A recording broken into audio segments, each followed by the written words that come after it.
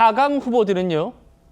8강에서 고배를 마신 후보들 모시기에도 여념이 없습니다. 특히 나경원 후보를 향한 구애의 손길이 이어지고 있답니다. 김문수 캠프 이야기부터 듣겠습니다. 제가 나경원 후보 오랜 세월 동안 정치 활동을 같이 해왔고 하기 때문에 마음이 아픈데요.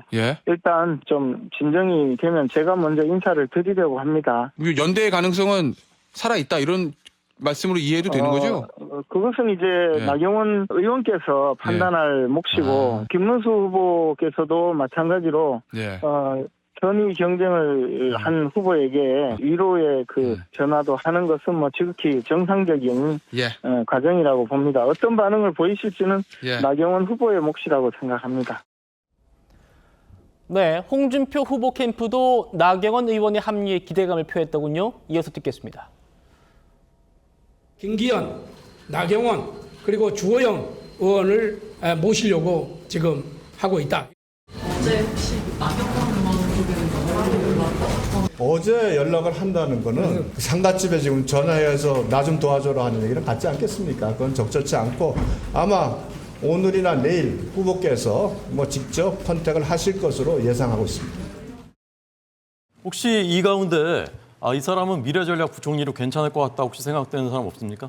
나경원. 대통령 하려고 그러는데 총리하라 그러시는데 조금 생각 좀 해보겠습니다. 자, 정익진 변호사님. 지금 나경원 후보의 득표력 또 나경원 후보가 합류한다면 우리 캠프에 도움될 거다라고 생각하는 캠프들이 많은 것 같아요. 나경원 의원의 선택은 어떻게 될까요? 글쎄요. 일단은 나경원 의원님이 상심이 굉장히 클 것 같아요. 그 무조건 4등 안에 들 것이다 이렇게 기대를 했을 텐데 저도 사실은 나경원 후보가 4강에 들어갈 가능성이 높지 않을까 그렇게 예측을 했는데 저는 또 틀렸습니다. 그런데 어쨌든 누가 뭐라고 해도 나경원 후보가 5등한 건 사실인 거고 그다음에 적어도 한 10% 가까운 그런 득표를 한 것처럼 그렇게 알려지고 있으니까 그 10%가 제 개인적인 생각으로는요. 결승에는 한동훈 후보가 올라갈 가능성이 높아 보인다라고 저는 판단이 되거든요. 왜 그러는가? 결승 갔을 때에는 안철수 후보의 표가 한동훈 후보 쪽으로 많이 가지 않을까 그런 생각이 들고요. 김문수와 홍준표 후보는 서로 간에 제로섬 게임 할 가능성이 높아 보이기 때문에 그렇기 때문에 나경원 후보가 누구 손을 들어주느냐에 따라서 사실은 결승전 상대가 결정될 것이다 이런 생각이 드는데 그렇군요. 근데 개인적으로 사실 잘 모르겠습니다. 김문수 후보는 김문수 후보대로의 장점이 있고 홍준표 후보는 홍준표 후보대로의 장점이 있기 때문에 결국은 나경원 그 후보가 심사숙고해서 그 여러 가지 것들을 종합적으로 판단해가지고 결정하지 않을까 그런 생각 듭니다. 알겠습니다. 우리 정신 변호사님께서 나 후보가 이제 5등을 하는 게 사실이다 이렇게 말씀 주셨는데 등순 발표 안 했기 때문에요. 네네. 제 추측입니다. 추측이라는 점은 다시 한번 짚어드리겠습니다. 알겠습니다. 자, 우선 나경원 의원 외에는요. 양향자 후보가 가장 먼저 한동훈 후보 캠프에 합류했습니다. 한동훈 후보 캠프에 들어보시죠. 저 한동훈과 양향자는 함께 이 나라를 바꾸기로 했습니다.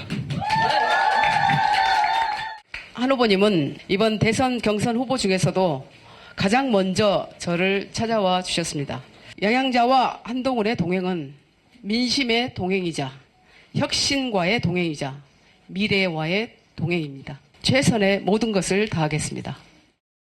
제가 법무부 장관할 당시에 양향자 위원님께서 결기를 가지고 검수완박 악법을 막기 위해 나서셨고요. 저와 함께 의기투합했었던 기억이 있습니다. 우리는 늘 다른 곳에 있었지만 실제로 같은 곳을 보고 일해왔습니다. 드디어 우리가 함께 할 수 있게 돼서 정말 기쁩니다. 우리는 시너지를 내고 성과를 낼 겁니다. 네, 탈락한 후보들 모시기에 여념이 없는데 신현영 의원님.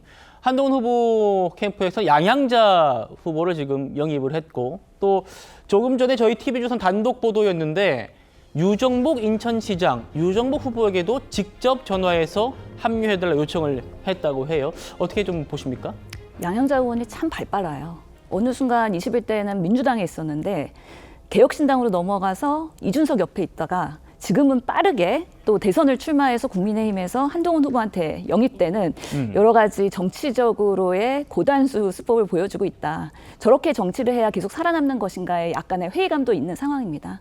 양자 후보는 후보 때부터 이 탄핵에 대해서 찬성했기 때문에 반대를 했던 후보들과의 합류는 불가능한 상황이고, 그래서 한동훈 후보한테 그리고 결승에 진출할 가능성이 높다고 예측되기 때문에 아마 합류를 했을 거라고 보이고요. 유정복 시장도 이런 부분에 있어서의 그런 비슷한 생각을 가지고 있다면 또 한동훈 후보와 힘을 합쳐서 앞으로의 뭐 본선에서의 그런 역할 일정 부분 한다면 내년에 있을 지선 그리고 뭐 그 이후에 있을 그리고 총선에 있어서 각자의 지분을 찾아가는 거 아닌가, 나는 또 정치적 유불리를 판단하고 있는 거 아닌가 생각합니다. 알겠습니다. 양양자 후보의 변신까지 이렇게 짚어주셨습니다. 자, 홍준표 후보 캠프의 경우에는요, 이철규 의원을 비롯해서 777명의 인재를 선대위에 영입했다 이렇게 밝혔습니다. 유상범 의원, 구자근 의원, 이인선 의원, 강대식 의원 합류했다고 지금 밝힌 상태고요. 다음이요. 김문수 후보 캠프는요.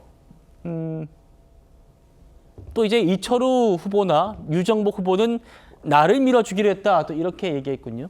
오선의 윤상현 의원, 또 이용 전 의원 등이 합류 의사를 밝힌 상태입니다. 정혁진 변호사님께 한 번 더 여쭤보죠. 지금 이철우 경북지사 합류를 김문수 후보가 또 타진했다 이런 소식도 들리고요. 네네. 이건 어떻게 보십니까? 글쎄요, 김문수 후보도 TK이고 그다음에 이철우 후보는 경상북도 도지사 아니겠습니까? 그러니까 아마 이런저런 여러 가지 것들이 공통되는 점이 많이 있겠다 그런 생각이 들고요. 결국은 이철우 후보가 누구를 지지할 것인가? 안철수 후보나 한동훈 후보를 지지하지는 않지 않겠습니까? 그렇다라고 하면 결국은 홍준표 후보냐 김문수 후보냐 그 둘 중에 하나가 될 텐데 네. 그런데 제가 생각해 보니까요. 홍준표 후보는 대구시장이잖아요. 그러니까요. 이철우 후보는 경북지사잖아요. 너무 가까운 거 아닌가 그런 생각이 들어서 그렇다라고 하면은 오히려 김문수 후보 쪽에 더 마음이 갈 수도 있지 않을까 그런 생각이 들고 오히려 그거를 김문수 후보가 기대한 것이 아닌가 그런 생각 듭니다.